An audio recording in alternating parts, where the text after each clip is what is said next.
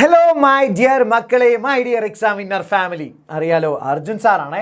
നമ്മുടെ എതിരാളി എത്രത്തോളം കരുത്തനാണെന്ന് അറിഞ്ഞാൽ നമുക്കൊന്ന് കരുതിയിരുന്നൂടെ? അതുപോലെ തന്നെയാണ് പരീക്ഷയും.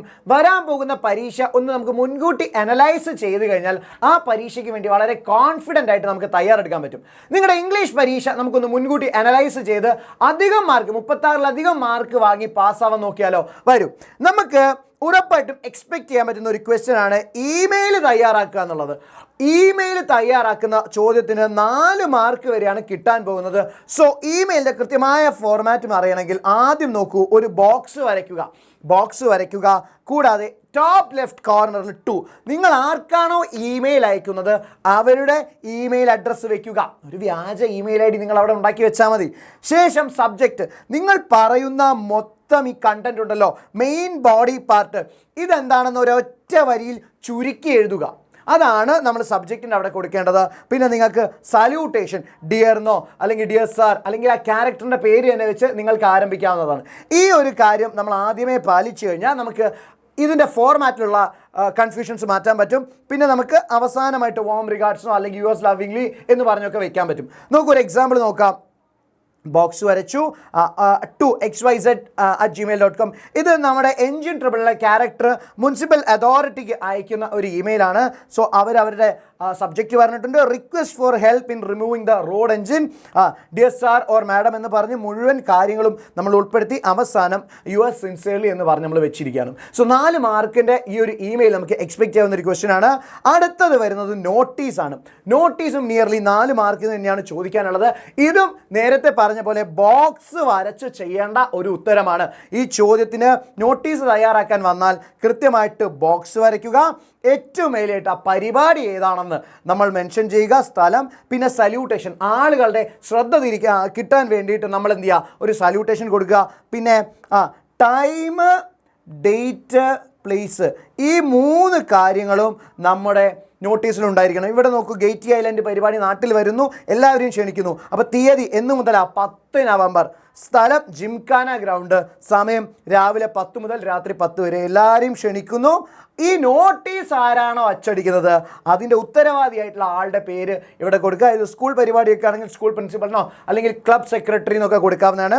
നോട്ടീസ് അച്ചടിച്ച തീയതിയും കൂടെ ഇവിടെ വെച്ച് കഴിഞ്ഞാൽ നോട്ടീസ് കംപ്ലീറ്റ് ആവും. സോ 4 മാർക്ക് വരെ കിട്ടാവുന്ന ഈ ചോദ്യം നമുക്ക് വരാൻ പോകുന്ന പരീക്ഷയ്ക്ക് എക്സ്പെക്ട് ചെയ്യാവുന്നതാണ്. ഇനി ഇൻ്റർവ്യൂ ക്വസ്റ്റ്യൻസ് നമുക്ക് പ്രതീക്ഷയുള്ള ഒരു ക്വസ്റ്റ്യൻ ആണ്. അതുപോലെ തന്നെ ഇൻ്റർവ്യൂ പോലെ തന്നെ വേറെ ഒരു സാധ്യതയുള്ളത് ക്വസ്റ്റ്യൻസ് തയ്യാറാക്കാൻ വേണ്ടി WH ക്വസ്റ്റ്യൻസ് തയ്യാറാക്കാൻ വേണ്ടിയിട്ടുള്ള ക്വസ്റ്റ്യൻസും നമുക്ക് ഇതിൻ്റെ കൂടെ എക്സ്പെക്റ്റ് ചെയ്യാവുന്നതാണ്. ഇൻ്റർവ്യൂ ക്വസ്റ്റ്യൻ വന്നു കഴിഞ്ഞാൽ നമ്മൾ കൃത്യമായിട്ട് മനസ്സിലാക്കുക. അതിന് ഒരു 3-4 കാര്യങ്ങൾ നമ്മൾ കൃത്യമായിട്ട് പാലിക്കണം. ഒന്ന്, ആരെയാണ് നമ്മൾ ഇൻ്റർവ്യൂ ചെയ്യാൻ പോകുന്നത്, ഏത് വിഷയം അനുബന്ധിച്ചുള്ള ആളെയാണ് ഇൻ്റർവ്യൂ ചെയ്യുന്നത് കൃത്യമായിട്ട് മനസ്സിലാക്കുക. പൊളൈറ്റ് ലാംഗ്വേജ് നിങ്ങൾ തുടക്കത്തിൽ കൊടുക്കുന്നത് വളരെ നല്ലൊരു കാര്യമാണ്. കഴിയുന്നതും ഓപ്പൺ എൻഡഡ് ക്വസ്റ്റ്യൻസ് ആയി ചോദിക്കുക. അതായത് യെസ് അല്ലെങ്കിൽ നോ എന്ന ഉത്തരം കിട്ടാത്ത തരത്തിലുള്ള ചോദ്യങ്ങളാണ് ഏറ്റവും നല്ലത്. പിന്നെ വളരെ ചുരുങ്ങിയ ചോദ്യങ്ങൾ മതി. മലാലയോട് ചോദിക്കുന്ന ഒരു ഇൻ്റർവ്യൂ ക്വസ്റ്റ്യൻ നമുക്ക് നോക്കാം. ഇവിടെ നോക്കൂ, would you mind explain what motivated. ഇതൊരു പൊളൈറ്റ് വേ ഓഫ് ബിഗിനിങ് ആണ്. വുഡ് യു മൈൻഡ് എക്സ്പ്ലെയിനിങ്, നിങ്ങൾക്ക് ബുദ്ധിമുട്ടൊന്നും ഇല്ലല്ലോ എന്ന് പറഞ്ഞ് ആരംഭിക്കുന്നു. What exactly do you mean എന്നൊക്കെ പറയുന്ന സമയത്ത് അവരുടെ ഉള്ളിൽ കിടക്കുന്ന ആ വിവരങ്ങൾ ഇങ്ങോട്ട് കിട്ടുന്ന ഒരു വഴിയാണ് യെസ് ഓർ നോ എന്നുള്ളത്. അവർക്ക് ഉത്തരം തരാൻ പറ്റാത്തൊരു കാര്യമാണ്. Could you break down that എന്ന് പറയുന്നതും can you go over that again, can you go into more detail എന്നൊക്കെ പറയുന്നത് ഒരു പൊളൈറ്റ് വേ ഓഫ് ബിഗിനിങ് ആണ്. അപ്പോൾ നിങ്ങൾ ഈ കാര്യങ്ങൾ കൃത്യമായിട്ട് മനസ്സിലാക്കുക. ഇത് മലയാളിയുടെ നല്ല ആരുടെ തന്നെ ഇൻ്റർവ്യൂ വന്നാലും ഈ കാര്യങ്ങൾ മനസ്സിലാക്കി നിങ്ങൾ ചോദ്യത്തിൻ്റെ മുന്നിൽ ഇടുകയാണെങ്കിൽ അത് വളരെ നല്ല കാര്യമാണ്. നെക്സ്റ്റ്, നമുക്ക് reading passage type questions expect ചെയ്യാം. നിർബന്ധമായിട്ടും നിങ്ങൾ പ്രതീക്ഷിക്കേണ്ട ഒരു ചോദ്യമാണ് റീഡിംഗ് പാസേജ്. ഇത് 6 മുതൽ 10 മാർക്കിന് വരെ നമുക്ക് ചോദിക്കാവുന്ന ചോദ്യമാണ്. ഒരു കാരണവശാലും നിങ്ങൾ ടെൻഷൻ അടിക്കേണ്ടതില്ല. നിങ്ങൾക്ക് എന്തായാലും റീഡിംഗ് പാസേജ് വന്നു കഴിഞ്ഞാൽ ആദ്യം നിങ്ങൾ ഇതൊന്ന് വളരെ സ്പീഡിൽ പെട്ടെന്ന് സമയമൊന്നും ഒരുപാട് എടുക്കാതെ ഒന്ന് വളരെ വേഗത്തിൽ ഒന്ന് ഓടിച്ച് വായിച്ചു നോക്കുക.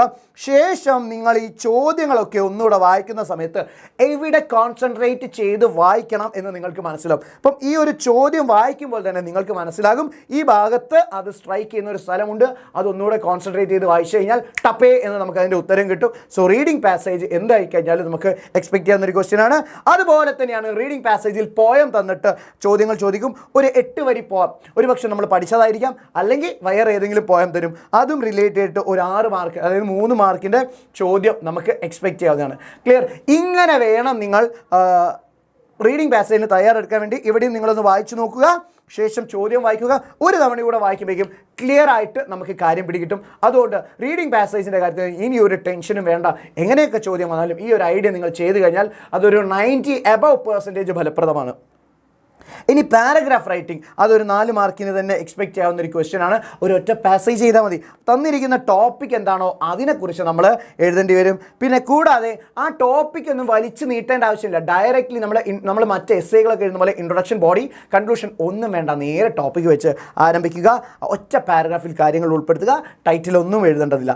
ഡയറി ചോദ്യം നമുക്ക് എന്തായാലും എക്സ്പെക്ട് ചെയ്യും. ഡയറി, ലെറ്റർ തുടങ്ങിയ ചോദ്യങ്ങൾ ഉറപ്പായിട്ടും പരീക്ഷയ്ക്ക് വരും. അതിൽ ഡയറി വരികയാണെങ്കിൽ ഒരു ടെൻഷനും വേണ്ട മക്കളെ. നമ്മൾ കൃത്യമായിട്ടൊരു ബോക്സ് വരയ്ക്കുക. എന്നതിന് ശേഷം ഏറ്റവും ടോപ്പ് റൈറ്റ് കോർണറായിട്ട് ഡേറ്റ് എഴുതുക. 20 മാർച്ച്. ആ തീയതി എഴുതാം നിങ്ങൾക്ക്. ഫ്രൈഡേന്നോ എങ്ങാനും കൊടുത്താൽ ഒരു കുഴപ്പമില്ല. എപ്പോഴും ഓർക്കുക, ഡയറി എഴുതുമ്പോൾ ഫസ്റ്റ് പേഴ്സൺ നരേഷൻ കൊടുക്കുക. ആ കഥാപാത്രം നമ്മളാണെന്ന് സങ്കല്പിച്ച് ഫസ്റ്റ് പേഴ്സണിൽ എഴുതാൻ ശ്രമിക്കുക. എപ്പോഴും ഡയറിയിൽ വികാരങ്ങൾ ഉൾപ്പെടുത്തുക. തുടരെ നോക്കൂ, വാട്ട് എ വണ്ടർഫുൾ ഡേ, അല്ലെങ്കിൽ what A bad day, what A bad, എന്തൊരു മോശം ദിവസം എന്ന് പറഞ്ഞൊരു എക്സ്ക്ലമേറ്ററി മാർക്ക് ഇടുക. എന്നിട്ട് നിങ്ങൾക്ക് പറയാനുള്ള കാര്യങ്ങൾ നിങ്ങൾ ഫസ്റ്റ് പേഴ്സൺ എഴുതിയിട്ട് അവസാനം ഒരു ഹോപ്പോട് കൂടി എന്ത് ചെയ്യാം അല്ലേ? I hope everything will be resolve, എല്ലാം ശുഭമായി പര്യവസാനിക്കും എന്നുള്ള രീതിയിൽ എഴുതുക. സോ ബോക്സ് വരയ്ക്കുക. ടോപ്പ് ലെഫ്റ്റ് കോർണറിൽ തീയതിയും ഡേറ്റും എഴുതുക. വികാരങ്ങളോടുകൂടി എഴുതുക.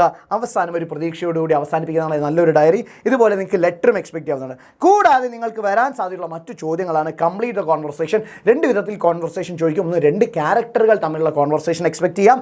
കൂടാതെ ഒരു കോൺവെർസേഷനിൽ കുറച്ച് ബ്ലാങ്കുകൾ ഇട്ട് തന്നിട്ട് ആ കോൺവെർസേഷൻ കൃത്യമായിട്ട് എഴുതാൻ പറയും. അത് റിപ്പോർട്ടഡ് സ്പീച്ചും അതുപോലെ തന്നെയുള്ള ആക്ടിവിറ്റീസ് ചെയ്താൽ നമുക്ക് ഉത്തരം കിട്ടും. എഡിറ്റിംഗ് എന്തായാലും നിങ്ങൾക്ക് എക്സ്പെക്റ്റ് ചെയ്യാവുന്ന ഒരു ക്വസ്റ്റ്യൻ ആണ്. ഫിൽ ഇൻ ദ ബ്ലാങ്ക്സിൽ ഫ്രേസൽ വെർബുകളായിരിക്കും കൂടുതൽ വരാൻ സാധ്യതയുള്ളത്. ഇതൊക്കെ 3 മാർക്ക് വെച്ചിട്ടാണ് വരുന്നത്. ഇത് കൂടാതെ ഉറപ്പായിട്ട് വരുന്നൊരു സാധനം ലെറ്ററാണ്. ലെറ്റർ 2 വിധത്തിലുണ്ട്. അത് കൃത്യമായിട്ട് ഫോർമൽ ആൻഡ് ഇൻഫോർമൽ മനസ്സിലാക്കി എഴുതി കഴിഞ്ഞാൽ കോൺഫിഡൻസ് ആയിട്ട് കൂടി നമുക്ക് പരീക്ഷ പാസ്സാകാൻ പറ്റും. സോ എന്തായാലും ഇങ്ങനെയൊക്കെ തന്നെയാണ് ചോദ്യം വരാൻ പോകുന്നത്.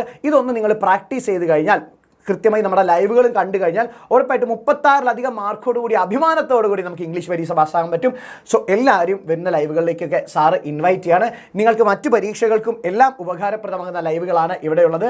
സോ വീഡിയോ ഇഷ്ടമെങ്കിൽ വീഡിയോ ലൈക്ക് ചെയ്യുക, കൂട്ടുകാർക്കൊക്കെ ഷെയർ ചെയ്യുക. തൽക്കാലം നമുക്കിടയിൽ ഒരു താൽക്കാലിക വിരാമം. ബൈ.